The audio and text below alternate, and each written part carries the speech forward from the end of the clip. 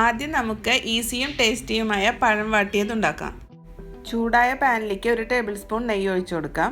അതിലേക്ക് പഴം വട്ടത്തിലരിഞ്ഞത് ഇട്ട് കൊടുക്കാം.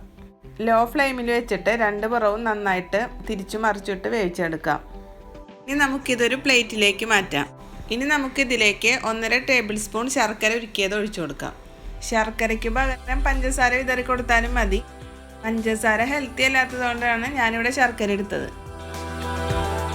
ബനാന ബോൾ ഉണ്ടാക്കാനായിട്ട് ഒരു പഴം പുഴുങ്ങിയെടുത്തിട്ടുണ്ട്. അതിൻ്റെ നാരൊക്കെ കളഞ്ഞിട്ട് ഉടച്ചെടുത്തിട്ടുണ്ട്. ചൂടായ പാനിലേക്ക് 1 ടേബിൾ സ്പൂൺ നെയ്യ് ഒഴിച്ചു കൊടുത്തിട്ടുണ്ട്. അതിലേക്ക് 1/8 കപ്പ് നാളികേരക്കൊത്ത് ഇട്ടിട്ട് ഫ്രൈ ചെയ്തെടുക്കണം. ചെറുതാക്കി എരിഞ്ഞ 10 കാഷ്യൂ നട്ട് ഇട്ട് കൊടുക്കാം. നമുക്ക് 1/4 കപ്പിൽ താഴെ നാളികേരം ചേർത്ത് കൊടുക്കാം. നന്നായിട്ട് വഴറ്റി കൊടുത്തതിന് ശേഷം നമുക്കിതിലേക്ക് 1/8 കപ്പ് ആട്ടപ്പൊടി ചേർക്കാം. ആട്ടപ്പൊടി ഓപ്ഷണലാണ് കേട്ടോ. ലോ ഫ്ലെയിമിലിട്ട് കുറച്ച് നേരം വഴറ്റിയതിന് ശേഷം നമുക്കിതിലേക്ക് 1/4 ടീസ്പൂൺ ഏലക്കപ്പൊടിയും 1/4 ടീസ്പൂൺ ജീരകപ്പൊടിയും ചേർക്കാം. ഇതിലേക്ക് നമ്മൾ ഉടച്ചു വെച്ചിരിക്കുന്ന പഴം ചേർത്തിട്ട് നന്നായിട്ട് വഴറ്റിയെടുക്കണം.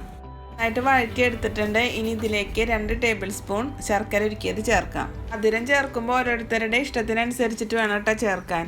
റെഡി ആയിട്ടുണ്ട്. ഇനി ഓഫ് ചെയ്യാം. ചൂടാറിയതിന് ശേഷം നന്നായിട്ട് കുഴച്ചെടുക്കണം. എന്നിട്ട് നമുക്ക് അതിൽ നിന്ന് ഓരോ ഉരുളകളായിട്ട് ഉരുട്ടിയെടുക്കാം.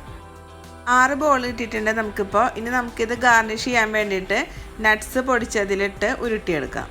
ബദാമും കാഷ്യൂവും കപ്പലണ്ടിയും ചേർത്തിട്ടാണ് നട്ട്സ് ക്രഷ് ചെയ്തത്. നമ്മുടെ ബനാന ബോൾസ് ഇപ്പോൾ റെഡി ആയിട്ടുണ്ട്. നിങ്ങൾക്ക് എല്ലാവർക്കും ഈ വീഡിയോ ഇഷ്ടമായിട്ടുണ്ടാവും എന്ന് വിചാരിക്കുന്നു. അടുത്ത വീഡിയോയുമായി വീണ്ടും കാണാം. നന്ദി, നമസ്കാരം.